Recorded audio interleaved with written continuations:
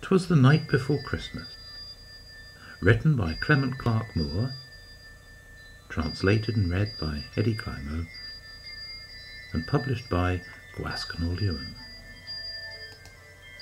'Twas the night before Christmas, when all through the house not a creature was stirring, not even a mouse.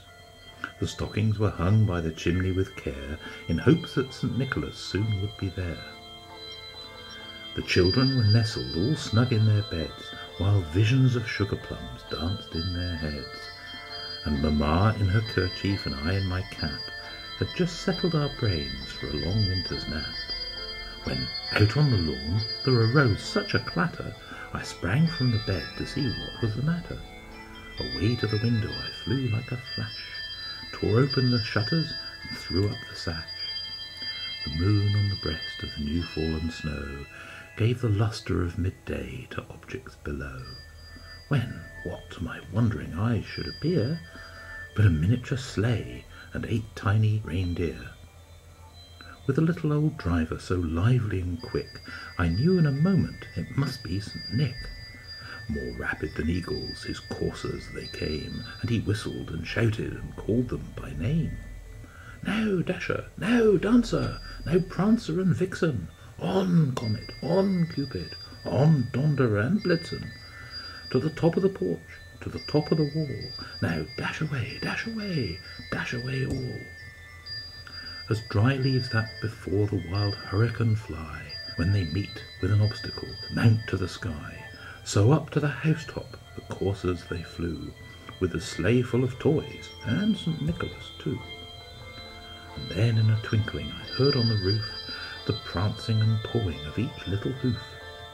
As I drew in my head and was turning around, down the chimney St. Nicholas came with a bound. He was dressed all in fur from his head to his foot, and his clothes were all tarnished with ashes and soot. A bundle of toys he had flung on his back, and he looked like a pedlar just opening his pack. His eyes, how they twinkled, his dimples, how merry! His cheeks were like roses, his nose like a cherry. His droll little mouth was drawn up like a bow, and the beard of his chin was as white as the snow. The stump of a pipe he held tight in his teeth, and the smoke had encircled his head like a wreath. He had a broad face and a little round belly that shook when he laughed like a bowlful of jelly. He was chubby and plump, a right jolly old elf. I laughed when I saw him in spite of myself. A wink of his eye and a twist of his head soon gave me to know I had nothing to dread.